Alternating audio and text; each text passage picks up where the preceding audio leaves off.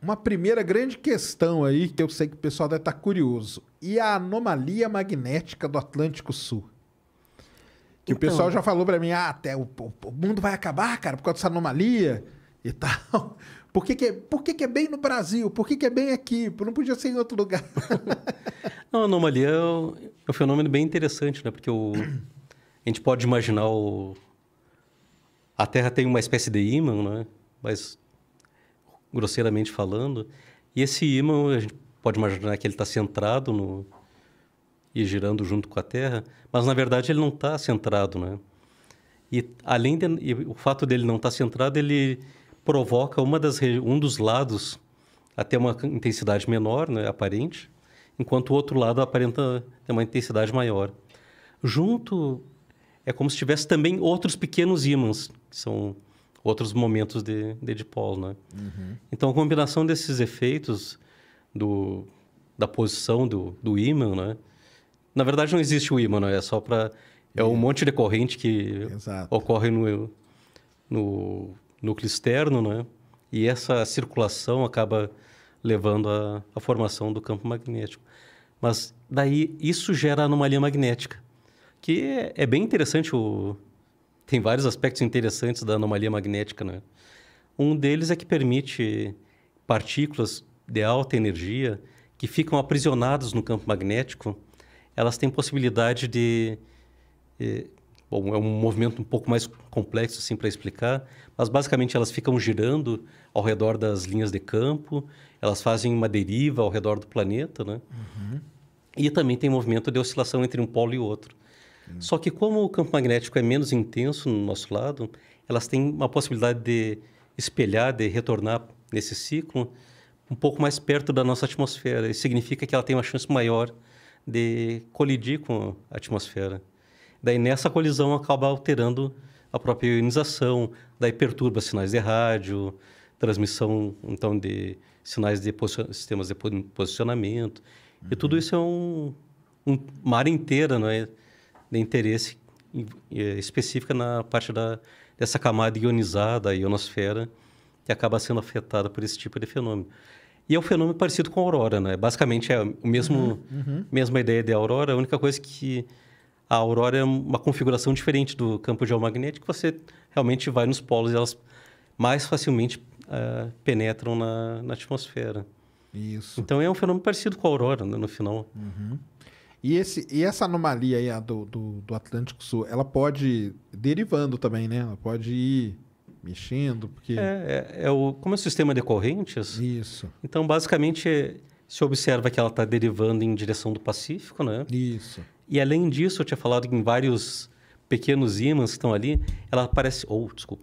Ela parece que está se Alongando. Né? É isso aí que eu li faz pouco tempo, isso aí até que descobriram, né? Se percebeu faz pouco tempo, mas há mais tempo ela está...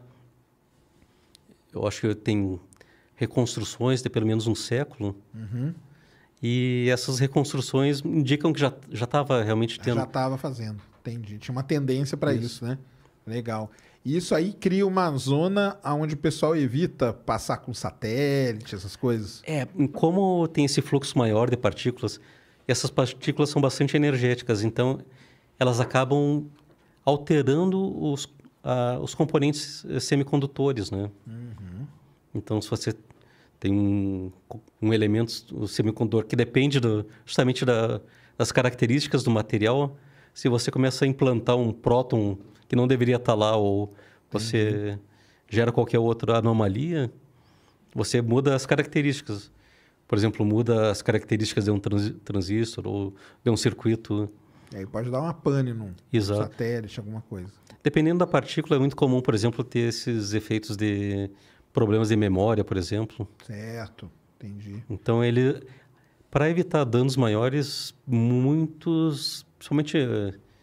Bom, é claro, ainda se continua, eles decidem desligar ou não alguns equipamentos na hora que cruza... Tá passando ali. É isso mesmo, é um negócio assim. Mas o importante é que ela é monitorada, né? Sim, existe um monitoramento, né?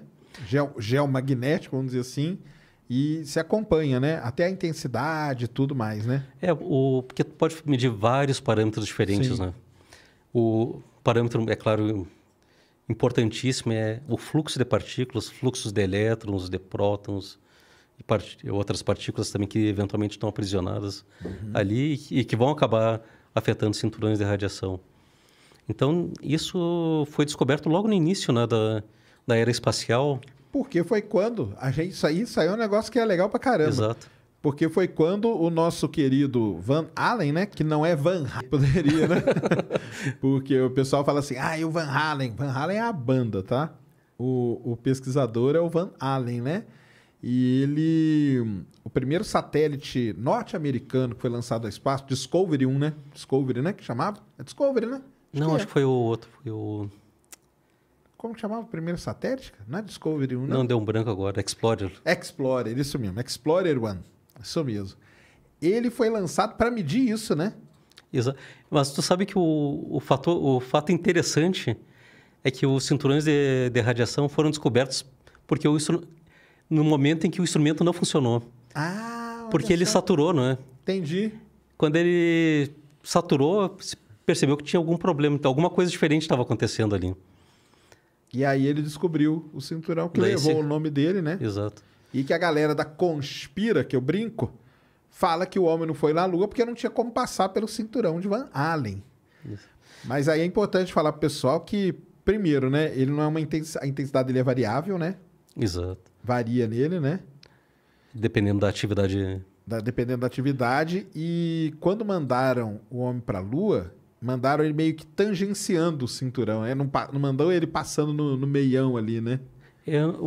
Mas de qualquer maneira, tendo uma boa camada de proteção, sendo feito um projeto legal, realmente não tem... Não tem problema, né? Porque também os caras estão de passar, eles não vão ficar ali, né, parado, né? Exatamente. Só um detalhe, é controverso, mas possivelmente foram os russos os que realmente descobriram, né? Sim. Eles publicaram depois, mas a primeira observação realmente foi... Foi feita por eles? Foi feita pelos russos. Até nisso os russos estavam ganhando, ó. Eles estavam na frente, realmente. Mas a publicação saiu, acho que, eu não me lembro agora, 1 ano, 2 anos depois do que a... Entendi. Mas aí já pensou? Agora fiquei curioso, como que ia chamar esse cinturão, hein? Se não é Van Allen, como que ia ser em nome russo? Pelo menos acho que ia diminuir a conspiração. Porque aí os caras iam achar tão difícil falar, entendeu? Falar, cara... Deixa isso quieto, entendeu? Vamos mexer com isso, não. É muito importante, né, cara? Então, olha só, né? Quanta coisa, né? Só isso aí. O pessoal enche o saco por causa